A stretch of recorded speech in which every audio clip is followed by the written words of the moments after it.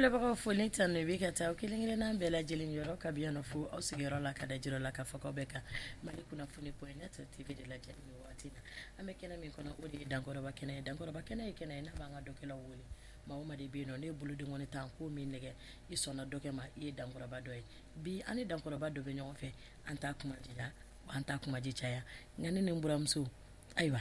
a ko de filɛ nin ye sa dɛ kɔrɔbalen de don wa fitinin de don wa mɔgɔ m'o si dɔn o kuma ne buramuso bi an jɛra k'an ma min wele an bɛ kuma barani ten wa la yalasa an ka se k'a dɔn mɔgɔ min don jɔn don a bɔra min ɔ a nana ni fɛn min fɛnɛ ye ka na an sama la n'an bɛna se k'an kanubagaw bɔ ɲɛnafin ka se ka a dɔn k'a dɔn nakari o fɛnɛ bɛ sɔrɔ o tigilamɔgɔ fɛ ne b'a dɔn dɛ mɛ ne kɔni tɛ foyi f'aw ye ou bien aw bɛ fɛ ne k'a tɔgɔ f'aw ye de an k'a to tan an k'a to tan ne balimakɛ ne ɲankuma nba kodi baasi foyi t'i la ala kana basi kan si la ne fɛ i k'i yɛrɛ fɔ jama ye ok ne tɔgɔ Abibu Sangare u bɛ n wele ko Jabɔlɔ donc n bɛ instrument min fɔ o bɔlɔ in donc o dalen don surnom in sanfɛ Jabɔlɔ voilà ka bɔ Kayi mara la voilà Kayi mara la dugu jumɛn précisément ka bɔ Sebetu bon ne yɛrɛ ma sigi yen bon n kɔni somɔgɔw bɔra fa bɔra o fanfɛla in na quoi mais ne yɛrɛ kɔni ma sigi yen ayiwa o diyara an ye Abibu Sangare ni ne la ne kun ko ne tɛ kuma parce que puis ja in sɔrɔla cogo di bon ja in sɔrɔla tubabu ka sira kan tubabu b'a la farafinw b'a la c'est à dire tubabu y'a sɔrɔ yen mais ivoirien c'est à dire komi n ye passage dɔw kɛ Abidjan donc olu ko ko ja donc tubabu n'a ye Jabɔlɔ c'est à dire n ka instrument ni tɔgɔ surnom in tubabu dɔw fara ɲɔgɔn kan ka kɛ Jabɔlɔ ye quoi oui d'accord an b'a f'i ye k'i k'i bisimila an ka kɛnɛ kɔnɔ Abibu an bɛ fɛ ka dɔn Jabɔlɔ bɔlɔ ye instrument dɔ ye i ye min kanu i bɛ k'a fɔ i donna a baara la a bɛ wagati joli bɔ bon fɔli yɛrɛ yani n ka n da so ma c'est à dire ne ye fɔli daminɛ kabiri n tɛ bɛrɛ bɔ je peux dire que n'a mɔna ni fɔli yɛrɛ de mɔna donc ça veut dire que i bɛ instrument wɛrɛ fɔ min tɛ bɔlɔ ye oui n ye fɔli daminɛ i n'a fɔ percussion fɔlɔ mɔgɔkɔrɔbaw tun bɛ denmisɛnninw sama u ka jemɛ dilanenni ninnu na sugula jemɛni ninnu n t'a dɔn ni sisan mɔgɔw b'a dɔn voilà donc n mɔmuso delila ka n sama o la parce que n tun bɛ lɔgɔti buwatini ninnu de ta ka n bolo ɲɛnajɛ voilà donc f'a kɛra kare npogotigininw bɛ fara ɲɔgɔn kan ka filaw fara ɲɔgɔn kan ji numéros dilan dɔ bɛ yen u bɛ bouton fɔ ne bɛ o fɛn ninnu jouer quoi donc n tor'o la ka instrument wɛrɛw ta dɔɔni dɔɔni ka na se niveau dɔ ma bon n nana ye instrument min nana n yɛrɛ tike kosɛbɛ o kɛra bɔlɔ ye donc a diyara n ye et puis instrument min don instrument kɔrɔ don tubabu b'a fɔ fɛn minnu ma ko des instruments en voie de disparition bɔlɔ m'olu fɛ quoi donc ne nana ta n b'a ta wagati min na bɛɛ bolo est-ce que ni kunkolo bɛ yen denmisɛnnin bɔlɔ ou bien fɛn dɔ parce que u b'a ye maakɔrɔbaw de b'a jouer a ka gɛlɛn jeune kun ka maga la ou bien ka k'a fɛ fɛn dɔ voilà donc bɔlɔnfɔ yɛrɛ nana o sira de fɛ n wulila ka recherche kɛ k'a dege ka san 10 kɛ o la n bɛ se mɔgɔkɔrɔbaw ma n yɛrɛ ka maître bɛ je profite de l'occasion k'a fo a bɛ Guinée bi a tun bɛ ensemble instrumental la yan Musa Dumuya donc a nana o nasiraw de fɛ quoi tabarikala o diyara n ye ja i bɛ bɔlɔnfɔ la mais est-ce que i kalanna i ye kalan dɔ kɛ min bon oui école kalan bon n y'o kɛ mais o ma janya quoi donc parce que n ka étude danna étude primaire de la quoi donc kalan kɔni ma taa ɲɛ mais n ye kalan wɛrɛw kɛ min ye pɔli kalanw ye quoi mais mun ye kalan jɔ sira la bon fɔli in yɛrɛ donna kalanko in na kosɛbɛ quoi oui ok ala k'a ko ɲɛ nɔgɔya sisan nɔ bɔlɔnfɔ in kɔnɔna na est-ce que Mali kɔnɔ dɔnkilidala bɛɛ bɛ baara kɛ n'a ye ni bɔlɔ ye bon a bɛɛ tɛ mais caman ye baara kɛ n'a ye même n'u ma continuer n'a ye u ka baaraw la parce que ni yan verɛti ninnu tila bɛɛ ye baara kɛ ɲɔgɔn fɛ caman ye wele u ka baaraw la bon dɔw wagatiw janyana dɔw kɛra hali tout récemment kɔsanniw na voilà donc problème ye bɛɛ fɛnɛ t'a ala dɔn sara an bɛ Mali la mais bɛɛ tɛ instrument yɛrɛ dɔn quoi fɛn sugu jumɛn don caman t'a dɔn ko in bɛ yen nɔ de ni ye an ye y'an ye k'i wele a ju bɛ o yɔrɔ de fana na parce que anw yɛrɛ t'a dɔn bɔlɔ ye fɛn min ye fɔlɔ n'a sɔrɔ i bɛ se k'i da dɔn a la k'a dɔɔni f'an ye bɔlɔ nacogo. Oui, ok, n bɛ dɔɔni min dɔn bɔlɔ yɛrɛ la instrument kɔrɔkɔrɔba don a ka kɔrɔ ni instrument in caman ye bon c'est vrai que a instrument dɔw sɔrɔ mais ale ka kɔrɔ kosɛbɛ ni instrument caman ye Sumaworo Kante de ye bɔlɔ dilan donc a ye instrument caman créé fo instrument fila kɔra ye jinɛfɛn ye bala fana dira a ma mais bɔlɔ ale yɛrɛ de ye bɔlɔ créé voilà donc a ye bɔlɔ créé k'a bila mɔgɔ bɛ yen min tun bɛ bɔlɔ fɔ a ye i n'a fɔ Samori Ture bɔlɔnfɔla tun b'o fana bolo c'est à dire pour te dire a tun bɛ fɔ mɔgɔbaw de donc Sumaworo ka o bɔlɔnko n'a bɛ bɔ a tun bɛ fɔ a ye fo ka a tɔgɔ sɔrɔ o sira yɛrɛ de fɛ parce que i ko question c'est très bien tɔgɔ nana o de fɛ k'a fɔ ko bɔlon cɛlu bɔlon c'est à dire cɛw bɛ bɔ don jumɛn donc n'ale yɛrɛ bɛ bɔ bɔlɔn min fɔ k'a bilasira dɔ de la a tɔgɔ dara ko bɔlɔn c'est à dire bɔlon de don cɛw bɔlon voilà voilà cɛw bɔlon voilà k'a kɛ bɔlɔn ye donc a fɔra bɔlɔn juru saba don a juru ye golo ye mais kɔsa in na a nana ne yɛrɛ ye in ta kɛ 4 ye ka da an ka sisan wagati fɔli tɔgɔ yɛlɛma tɔgɔ kan donc sinon juru saba don cɛ juru saba mɔgɔya juru saba voilà donc signification bɛ a fɛnw na donc fɔlɔ ni solimadenw bɛ bolo ko u ka solimabulon bɔlɔn de bɛ fɔ u ye donc ni masakɛ binna donc n'a bɛ taa kaburudon na bɔlɔn de bɛ fɔ o bɔlɔn sen bɛ u tɛ fɔ kuma bɛɛ donc ni a ye masakɛ su ta ni kanɲɛ 3 kɛ ka paɲɛ 3 kɛ a b'a jigin donc u b'a ta tuguni i bɛ kanɲɛ 3 kɛ a bɛ paɲɛ 3 kɛ fo kaburudon na voilà donc instrument min don c'est un instrument qui est sacré tacogo b'a la a bɛ tacogo di olu bɛ yen donc an tɛna don olu bɛɛ la voilà instrument tɔw tɛ kelen ye non parce que ne filɛ ne ka nin min mɛn nin kan m'a mɛn instrument tɔw kan voilà donc o wagati o bɔlɔn yɛrɛ lamincogo ni tɔw tɛ kelen a bɛ taa tu kaburudon na yɔrɔ n'o fɔ ça fait a bɛ adamaden yɛrɛ siran mais siranko fana tɛ fɛn bɛɛ n'a kɛcogo don fɛn bɛɛ n'a tabiya don fɛn bɛɛ n'a laada don quoi voilà donc fɛn min don instrument min don c'est très sacré donc ne kɔni y'an bolo fila k'a la bi ka essayer ka ala barika la ka diɲɛ fɛngɛ n'a ye dɔɔni dɔɔni parce que Mali yɛrɛ la a dɔɔnin tɛ kosɛbɛ fɔlɔ caman b'a dɔn mais caman t'a dɔn ka se kɔfɛla ninnu na dugu dɔw bɛ yen i bɛ se tubabu jamana dɔw kan u b'a fɔ k'olu t'a dɔn o bɛ k'olu ka découverte ye quoi voilà donc yɔrɔ ninnu de don quoi voilà. D'accord mais n'an y'a ta k'a lajɛ bɔlɔn y'a y'i lase yɔrɔ caman. Oui ala barika la n bɛ ala tanu k'ala fo vraiment n ye diɲɛ yɔrɔ o yɔrɔ kɛ tubabula fan o fan kɛ k'a daminɛ Europe ka taa Amérique du Sud la donc bɔlɔn sababu de nana n'o bɛɛ voilà parce que n ye baara fɛn kɛ n ye baara in bɛɛ kɛra ni bɔlɔn de voilà bon hali n'a sɔrɔ n bɛ instrument wɛrɛw fɛnɛ fɔ sa mais a kɔni base y'o de ye quoi oui. Sisan nɔ misiki yɛrɛ kɔfɛ baara dɔ bɛ e bolo i bɛ baara min kɛ fɔli kɔfɛ misiki kɔfɛ bon misiki kɔfɛ n tɛ pour le moment ne tɛ ka fɛn wɛrɛ kɔni kɛ n tɛ ka fɛn wɛrɛ kɛ peut-être que fana kɛra bon dun ye sokɔnɔ fɛnmisɛnninw élevage fɛnmisɛnninw parce que fila ye comme je peux fɛn mara ka di voilà donc mɔgɔ yɛrɛ kan ka sira fɔlɔ ɲɛ ni voilà waati in na dɛ o fɛnmisɛnnin ninnu n'olu mara dans les jours à venir o de ye n ka projet yɛrɛ fana ye ka se ka ferme dɔ kɛ ka fɛnw kɛ ani ka tila ka école dɔ dilan ka denmisɛnninw dege o fɛn ninnu o de ye n yɛrɛ ka envie ye bɔlɔn bɛ se ka valoriser cogo min na a kana se ka inchallah o de ye n ka projet yɛrɛ n'ala sɔnna ala k'a nɔgɔya amin ja baara in kɔnɔ gɛlɛya b'a la nɔgɔya b'a la i ye gɛlɛya dɔw sɔrɔ oui a gɛlɛya i bɛ se ka dɔɔni de fɔ a la vraiment degun b'a la kosɛbɛ ko daminɛ c'est bamananw ko ten ko foro daminɛ ye wa bɔ de quoi donc degun b'a kɔnɔ a nana se wagati dɔw ma ne yɛrɛ moi en personne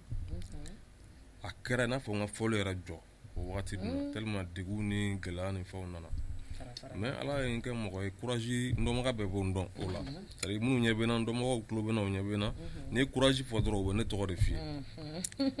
voilà donc o yɔrɔ ninnu de an kɔni ala y'an dɛmɛ an y'o gɛlɛyaw surmonter fo ka na se bi ma quoi voilà donc tabarikala ala ka nin kɛ gɛlɛyaw bannen ye bolofɛn kɔnɔ i bɛ dɔnkili da wa non bon ne tɛ dɔnkili da ne ta ye fɔli dɔrɔn mais ja ye bɔlɔn ye jɔn de bolo ou bien ja ye bɔlɔn ye yɔrɔ jumɛn de ya diyara ye voilà donc i ko question diyara n ye bɔlɔn n tun b'a ye ka kɔrɔ i n'a fɔ image la bon don kelen nana kɛ n y'a ye i n'a fɔ n ko min ye n ka maître Musa Dunbiya a tun bɛ ensemble instrumental la a si kɔrɔbayara a bɛ retraite la a taara Guinée bon n yɛrɛ tɛ a kibaruya ni fɛnw dɔn pour le moment donc n nana n y'a ye o fana bolo donc a ma ɲɛ n wulila ka a yɔrɔ ɲini fo k'a ye n taara a fɛ yen n ko n bɛ kuma a fɛ ɲɛ bɛ bɔlɔn n'a fɛ yen ne ye ale bɛ ka kuma ma ne bɛ ka bɔlɔn de filɛ quoi donc n y'a explication d'a ma ko ko vraiment donc an kumana a kan ka kɛ kɛcogo minnu na i bɛ initier cogo minnu na donc an y'o baara n'o fɛnw bɛɛ kɛ quoi a nana o nacogo la quoi. D'accord o diyara an ye kosɛbɛ n bɛna i passer n buramuso ma j'espère que question damadamani b'ale bolo mais attention ale ye numu ye e fila ye ne yɛrɛ bɛ ka siran ne yɛrɛ kaba yɛrɛ ye bagan mara ninnu fɛn ninnu fɔ parce que a fɔra k'u ka bana ne bɛ ka siran dɛ non a tɛ bon fila ninnu mɔgɔ kan ka siran u ɲɛ dɛ n'a sɔrɔ u koronen tɛ yan ayi nin koronen tɛ foyi tɛ nin na an ka test kɛlen don ka ban k'olu ka test kɛlen don ka ban n galiba b'o la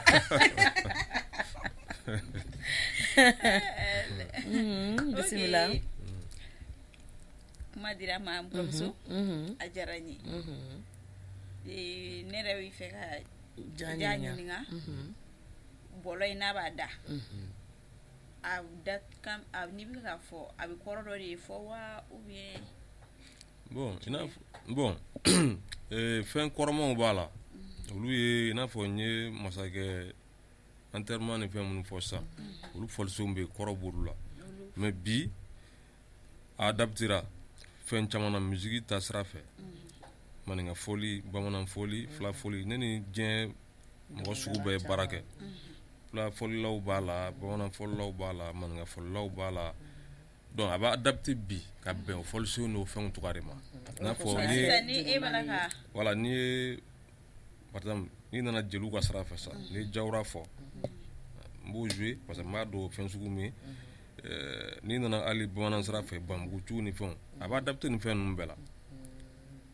est-ce que tu vois donc ne ni américains jazz ni fɛnw n y'olu bɛɛ k'u fɛ parce que a bɛ dépend i bɛna minnu accompagner a bɛ dépend de la donc fɔlisen kɔrɔmanw olu fana b'u d'a ma quoi. D'accord sisan nɔ ne bɛ fɛ ka siran ni fitinin fara e kun ko k'a bɛ fɔ masakɛ binnu ye est-ce que halisa olu fɔli bɛ sen na bon olu nɔgɔyara quoi nin wagati in na o nɔgɔyara o laada n'o fɛn ninnu olu nɔgɔyara voilà mais e bɛ se o fɔli sen na oui ne b'o fɔ mais o ma nɔgɔ k'o fɔ ten ka sɔrɔ foyi ma kɛ o tuma ala kana fɛn kɛ sisan nɔ o de kama n ko ne bɛ ka siran fɛn ɲɛ o olu ma nɔgɔ mais ni an y'a jateminɛ fɛnɛ ja an ka masakɛ kɔrɔ binnenw fɛnɛ caman taar'o da dɛ a bɛ se ka fɔ ka olu bilasira o bon n'a fɔ sisan yɛrɛ an bɛ hali n'a ma kɛ masakɛ ye ayi masakɛ kɔrɔ binnenw caman taar'i da min yɛrɛ ka waati la sisan i n'a fɔ Sumayila Sise an b'ale ka waati la sisan n'an ko k'e ka se ka dɔ fɔ o ka fɛngɛ na sisan i bɛ se ka dɔ fɔ o min filɛ peut-être que bɛɛ n'i ka tiɲɛ de k'a b'a ye cogo min na bon peut-être que f'a ka ɲɛfɔ a ye a ka faamu i bɛ sigi masakɛ min fana n'i sigira n'a ka ɲi parce que i b'a sɔrɔ ni n bɛ ka histoire min d'aw ma nin bɛɛ ka bɔlɔn dilannen don a kama ka bila u bɛ sigi a ka komi initiation sugu dɔ de don u bɛ sigi a kan ten u bɛ wuli n'o fana ye a b'o cogo de la hali ni policier degeli a degeli pour que i k'a yɛrɛ dege sisan baara dannen don parce que hali min b'a yɛrɛ la o yɛrɛ bɛ siran fɔlɔ ko wɛrɛ kana bɔ a la u bɛ siran yɛrɛ fɔlɔ est ce que tu vois par exemple sisan par exemple masakɛ dɔ kan ka sigi an ka kɛ a kan ka sigi président la sisan a ka nin fɛn ninnu tradition cogoya ninnu don a ka ne wele a sigidon ka taa sa an ko initiation 3 in kɛ yen sisan bon ala ka an n'a cɛ jan n'a miniji dɔgɔyara don min na ne bɛ wele hali n'u ma taa ɲɛdɔn ne bɛ taa ɲɛf'u ɲɛna k'a kɛ o fɛn sugu de don quoi. C'est comme si kalekan sugu dɔw don. Très bien. D'accord. Olu fɛn sugu de bɛ a ka ca ala fɛ mɔgɔ mɔgɔ bɛ o fɛn ninnu fana kɛ k'a fɔ ko mɔgɔ kulonkɛ la ou bien fɛn dɔ fɛn caman b'a ko kɔrɔ quoi a ka gɛlɛn quoi. Ayiwa nin ko in nin ma nɔgɔn dɛ Jɛnɛba question wɛrɛ bɛ yen. Ne bɛ ka siran o. Kana siran. N kana siran. Awɔ n'o don nin fulakɛ kelen nin seri la dɛ. N'o tɛ fula fɛn fɛn nana plateau in kan i sera bɛɛ la. Mon kalifa b'a la o. N ye n kalifa don a la. D'accord an ka taa ni question ye. Ja diɲɛnatigɛ ko ko gɛlɛya b'a la nɔgɔya b'a la. Komi i yɛrɛ bɔra k'i da don gɛlɛya dɔɔni na k'olu fɔ donc i ye nɔgɔya minnu sɔrɔ a kɔnɔna na i bɛ se k'o dɔ fana fɔ an ye. Bon n ye nɔgɔya minnu sɔrɔ a la ala barika la parce que n ye ko ko kɛ nɔgɔya in kɔfɛ a bɛɛ bɔra fɔli de la je tu vois fɔlikɛ minɛnw san ampiliw san ka muso furu denmisɛnninw bɛ ekɔli la so bɛ sara yanni ala ka an yɛrɛ ka so nɔgɔya an yɛrɛ ye ekɔli bɛ sara fɛn fɛn bɛ yen ne b'a a kɛ a bɛɛ bɛ bɔ nin fɔli in de kɔnɔ quoi donc o ye ala tanu de ye quoi donc voilà ala ka nɔgɔya ok i bɛ nin baara in na denmisɛnninw b'i bolo i bɛ minnu dege a la kalandenw b'i bolo a la. Bon kalanden minnu bɛ yen pour le moment o fana problème dɔ b'o la parce que ni min nana parce que sisan patience tɛ mɔgɔw la quoi n'u nana ka dɔɔnin kɛ u bɛ taa u mago fɛn min na u ka i n'a fɔ gitariw ni fɛn wɛrɛw k'o dege dɔrɔn ka taa voilà fɛn dɔ kɛ ka wari sɔrɔ basi kɔrɔ ka 100 ni 1000 minɛ voilà nin dun bɛ cogo min na o bɛ yen donc nin t'o o fɛn ye est-ce que tu vois donc tubabuw fana bɛ yen n ka tubabu caman bɛ yen japonais dɔw delila ka bɔ japon ka na donc n y'olu former olu ta ye bon farafin yɛrɛ ta a daga di farafin na ni tubabu yɛrɛ parce que n'olu nana olu bɛ wari de sara farafin bɛna dɔrɔn i b'a ye ni se ka woro ni fɛn ninnu minɛ a bɛ to ka na i bɛ cours d'a ma o n'a ɲɔgɔnnaw mais donc a tɛ ta fana fo woro tan fana ka voilà woro bɛ na sɛ fana b'a la quoi tiɲɛna donc tubabu ninnu olu kɔni b'a n'olu ye fɛn fitinin faamuya a la u bɛ taa kɛ hali n'a bɛ yɛlɛma u bɛ taa kɛ fɛn dɔ u yɛrɛ fɛ yen ka se ka baara k'a la k'u débrouiller n'a ye o n'a ɲɔgɔnna ninnu quoi bon yan fana naani fana ye n wele donc n ye fɛn dɔw ale fana bilasira naani jabate donc a bɛ bɔlɔn fɔ bi voilà donc je crois qu'à ka émission caman na a da bɛ se ne yɛrɛ tɔgɔ ma donc n b'a fo la parce que ni i ye ɲuman dɔn je crois que o de bɛ courage diya quoi voilà donc voilà ale ye nu sera voilà donc hali n'a sɔrɔ fɛn wɛrɛ bɛ minnu kan ka kɛ sa a kɔni nu sera donc ale bɛ k'a fɔ pour le moment ale ye muso de voilà donc o yɔrɔ fana bɛ yen ok sisan baara in yɛrɛ kɔnɔna na ja ne bɛ fɛ ka dɔn jumɛn de man di e ye baara in yɛrɛ kɔnɔna na artisiya yɛrɛ kɔnɔ artisiya kɔnɔna na fɛn jumɛn de man di ye fiyewu bon artisiya kɔnɔ ni fɛn min kɔni man di ne yɛrɛ ye c'est à dire o ye gɛlɛya de parce que Mali mɔgɔ min bɛ bi n'a bɛ balo misiki la o man ca k'a fɔ ko misiki bɛ se ka min balo disons o man ca quoi o dɔrɔn de ye problème parce que o gɛlɛya in de bɛ se ka hali n m'a f'i ye n ko wagati kɛra ne yɛrɛ min na a kɛra n'a fɔ n ka fɔli jɔ o gɛlɛya de parce que n'an ko art sa art ka di an caman ye parce que i tɛ se ka don misiki la k'a man di ni ye n'i yɛrɛ y'o kɛ dɔrɔn i tɛ nafa sɔrɔ a la quoi diɲɛ ko o ko n'i b'a la ten i tɛ nafa sɔrɔ quoi donc gɛlɛya o de ka go ne Mali art ka don da la bɛɛ ka nafa sɔrɔ a la voilà donc o de ye ne yɛrɛ ka so ye quoi donc gɛlɛya nin man ne ye quoi ayiwa ala k'an kisi gɛlɛya ma ala k'an bɛɛ lajɛlen kisi o ma amina arabi gɛlɛya man di ye min ka di ye i bɛ se k'o fana fɔ an ɲɛna an k'o dɔn bon gɛlɛya contraire ye nɔgɔya de c'est à dire a ka nɔgɔya ka na fɔli ka sɔrɔ donc bɛɛ ka se ka dɔɔni sɔrɔ fɔli ka se ka bɛɛ balo parce que ni ye États-Unis yɛrɛ ta sisan o ni anw ta ye contraire ye i t'a sɔrɔ yan anw ka dɔnkilidalaw bon comme déjà ni tilalen bɛ kɛ yan olu ka wari ka ca ni fɔlikɛlaw ka wari ye donc olu caman bɛ yen dɔnkili ni fɔli kɔfɛ i b'a sɔrɔ u jatigiw bɛ yen ou bien u ka administrateurs bɛ yen c'est pas u bɛ donbolo ni fɛn dɔw kɛ u b'a fɔ a ye son tɛrɛ o n'a ɲɔgɔnna ninnu olu kɛ ka di ka évoluer avenir fɛn ninnu fɛ ka tɛmɛ fɔlila kan alors États-Unis na i bɛna ye i bɛ so dɔ ye sisan u b'a ko fɔlikɛla de nin jɔ a b'i dabali ban i b'a sɔrɔ a ka ɲi ni yan dɔnkilidala wɛrɛ ka so ye ou bien a ye nin san ou bien a ye nin kɛ tan donc o tɛ yan bon min fana b'a kɛ parce que misiki tɛ se ka évoluer gɛlɛya b'a kɔnɔ donc olu fɛn ninnu de don quoi d'accord ala ka a bɛɛ lajɛlen nɔgɔya i yɛrɛ y'i da maga o kɔkana ninnu fɛngɛ ninnu na ja delila ka voyager ka taa o kɔkana ninnu na ka taa bɔlɔn fɔlɔ yen nɔ oui bon ala barika la n taara dugu damadɔ na Europe b'o la Amérique du Sud b'o la donc tiɲɛna tari sen na n'i bɛ taa i kana ɲinɛ numumuso kɔ dɛ non problème t'a la i bɛ taa nin ye parce que ne yɛrɛ ɲɛ bɛ fɛn dɔ cogo min na hali n'a sɔrɔ i bɛ fɛn dɔ kɛ ne kuru kɛ ne bila a kɔnɔ problème t'a la an bɛ bila valise kɔnɔ parce que ni muso tɛgɛ tɛ maga hali nin na oho ne yɛrɛ tun bɛ ɲinɛ ko est-ce que muso b'a fɔ muso b'a fɔ n'a fɔ kan de b'a la nin min filɛ nin bɛ position nin dilan cogo min na sisan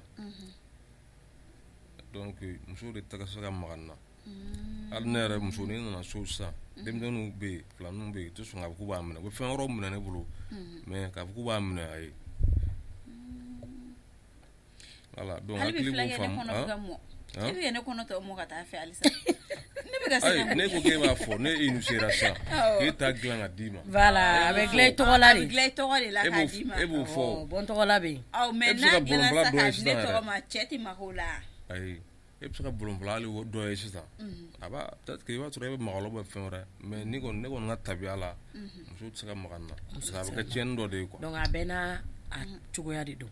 a bɛ se ka kɛ kan min b'ale ta in na o tɛ mɔgɔ wɛrɛ ta la bɛɛ ni i ka sababu sɔrɔ cogo o ye ko yɛrɛ n'a tɔgɔ de ye d'accord ja faamuyali sɔrɔ olu la sisan n bɛ fɛ ja ka bɔlɔn ta a ka fɔli se duman dɔ fa an ye an ka dɔn ko nin ye bɔlɔn mankan ye denmisɛnninw anw denmisɛnninw fana t'a dɔn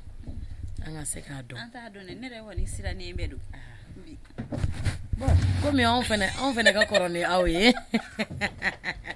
b'a dɔn n bɛ fɛn dɔ f'i ɲɛna ni i yalala i faso la a ka di dɛ a ka di yɛrɛ de yarɔ ni i faso dɔn dɔrɔn fɛn caman bɛ yen nɔ i b'olu dɔn i m'a ye sa yala a ko in bɛ ten de sisan kɔni an bɛna bɔlɔnkan yɛrɛ lamɛn i tɛ se dɔnkili na i k'o da ni ne ye dɔnkili la sa est-ce que an lajɛli jamaw bɛɛ tɛna wuli k'u yɛrɛ ɲini u bɛ sɔn k'u yɛrɛ ɲini ne ka dɔnkili la n'o tɛ a yɛrɛ ni i ka ca k'a ye mɔgɔ min yɛrɛ nɔfɛ ja o ye jɔn ye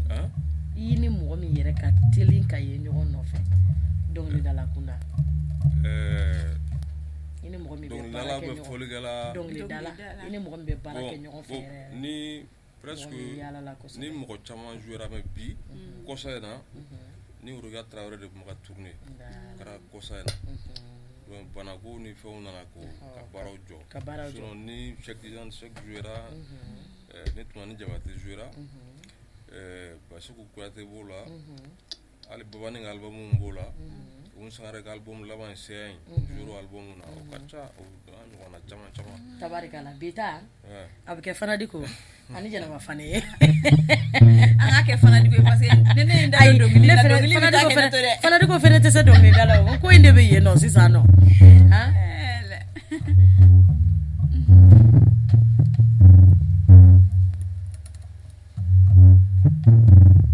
sinon u ye dɔnkilini dɔ da a dɔnkili ka di dɛ dɔnkili kɔrɔ don u y'a yɛlɛma Rukiya ye dɔnkili yɛlɛma dɔnkili ka di dɛ ja taasi dɔɔni kɛ awɔ o fana accord sigili c'est un peu compliqué d'accord ka jouer a kelen na parce que o la fana accord yɛlɛma bon sisan ni accord bɛ jumɛn kan sisan bon ni n y'a bila normal la tan l'accord normal la tan d'accord donc dumanba dɔ f'an ye et puis an ɲɛ b'a la a kan ka girin ani tɔw tɛ kelen ye non bon ale bɛ komi basse de quoi ale bɛ voilà farafin basse bɔra ale la bɔlɔn la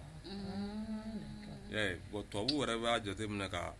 o de dɔn k'a fɔ ko c'est des ancêtres de la guitare basse voilà donc fɛn sugu la komi clavier bɔra balani na cogo min na olu fɛn sugu ninnu de don voilà m'a fɛn dɔɔni tɛ sumaya b'ale accord sama donc a tɛ sumaya fana fɛ non a juru ye golo de ye awɔ ale juru ye golo ye quoi ayiwa depuis ye kan ka dɔn k'a fɔ ko nin ye ko dɔ ye n buramuso fɛn min juru ye ngolo ye a ko nin ɲɛ bɛ kɛ ne yɛrɛ kɔni dabali bɛ banna a ko la ɲɛ tɛ a yiri yɛrɛ kɛcogo la kala kɛcogo o fana ni tɔw tɛ kelen ye parce que a baara fana tɛ filen ye nin ko in nin ma nɔgɔn dɛ